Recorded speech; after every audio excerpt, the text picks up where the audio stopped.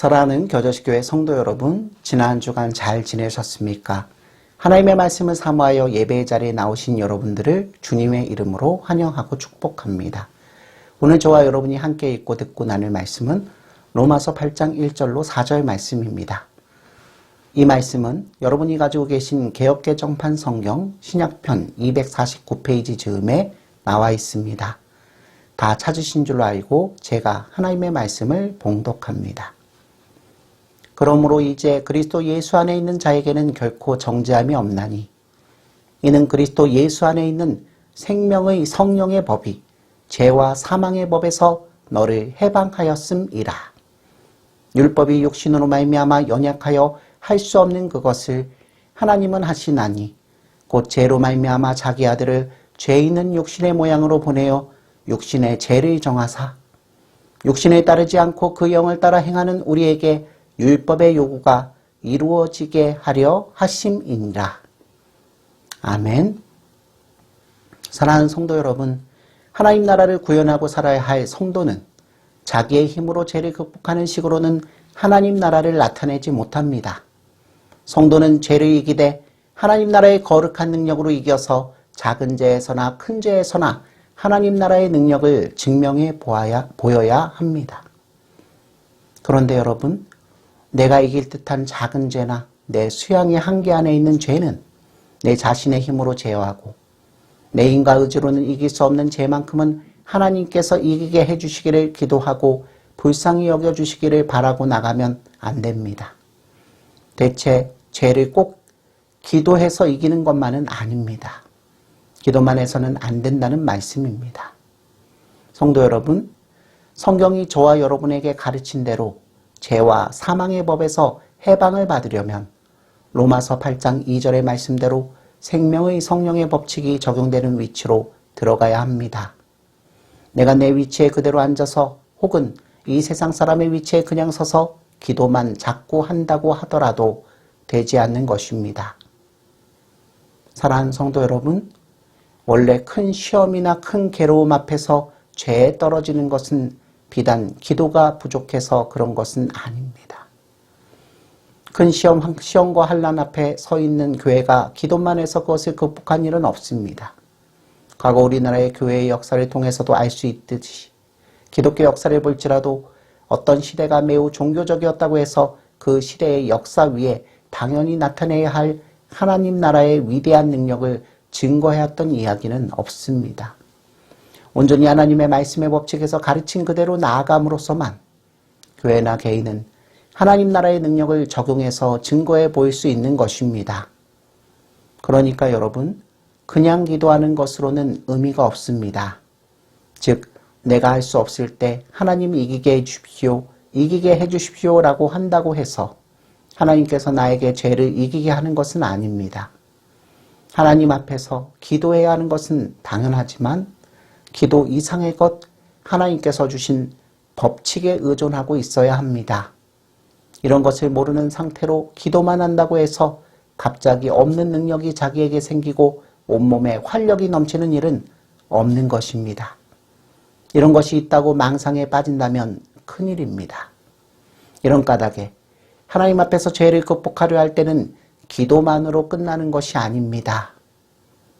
사랑하는 성도 여러분, 기도는 먼저 하나님 앞에 그 사실을 고백한 것으로서 반드시 그렇게 하나님께서 은혜 주시기를 바라야 하는 것이지만 동시에 기도하는 사람은 하나님께서 마련하시고 준비하신 그 일을 받아서 적용해야 합니다. 이것이 바로 생명의 성령의 법칙입니다.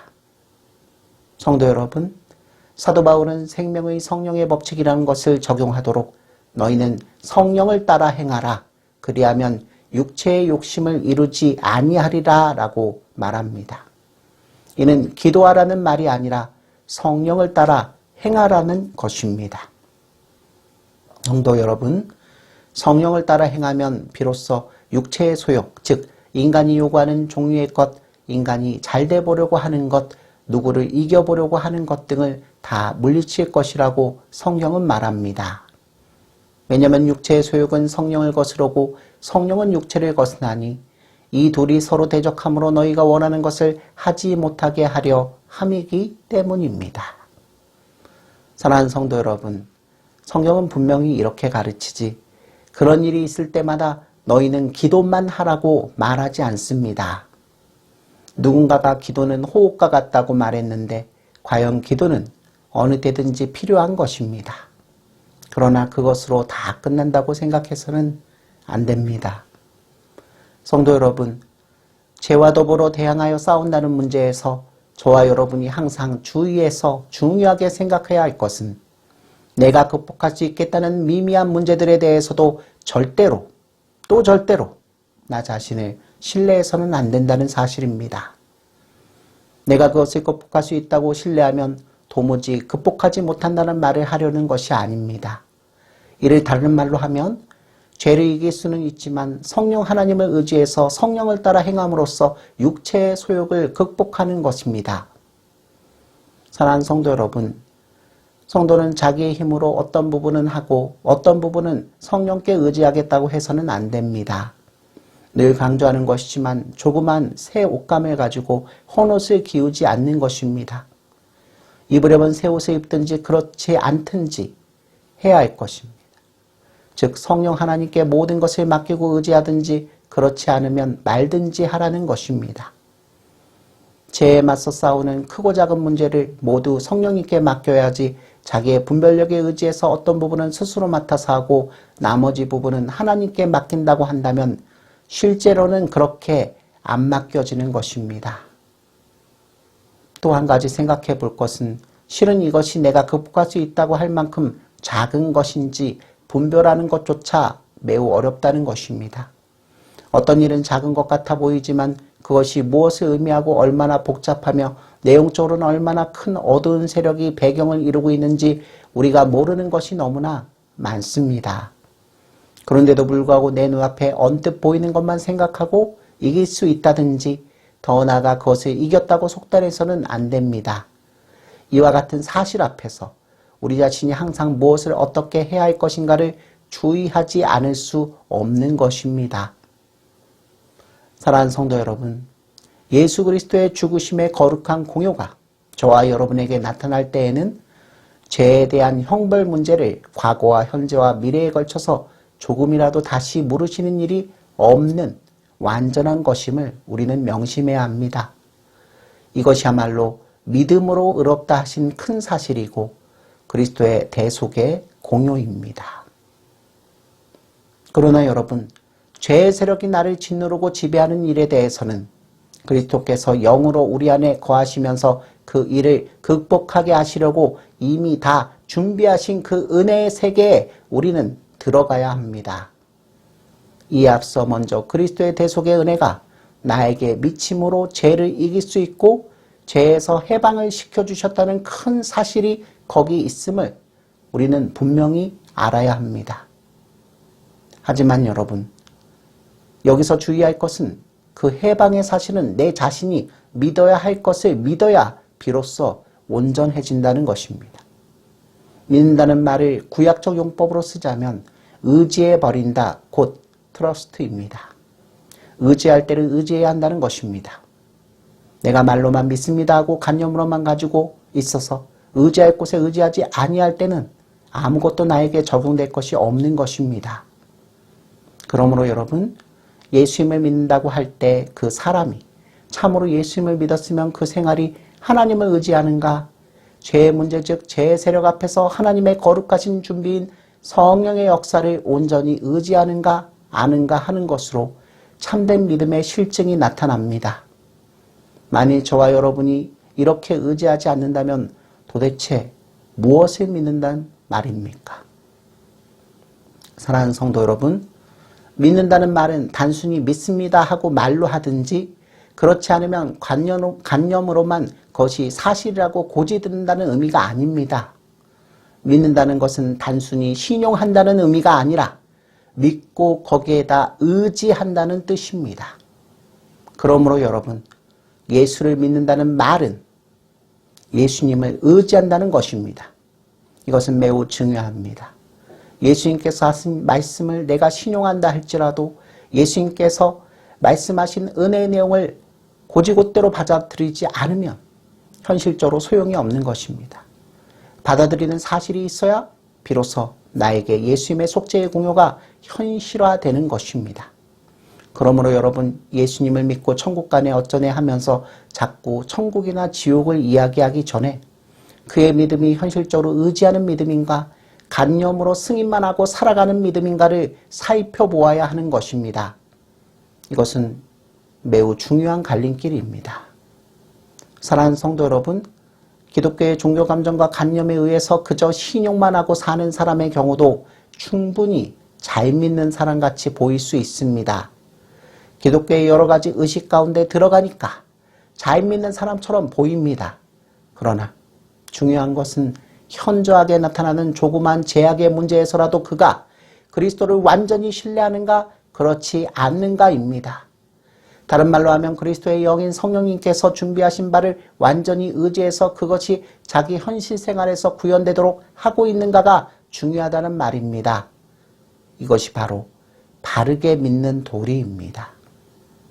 성도 여러분, 예수 그리스도의 죽으심의 공효가 저와 여러분에게 적용될 때 당장에 천국으로 쑥 올라가는 것은 아닙니다.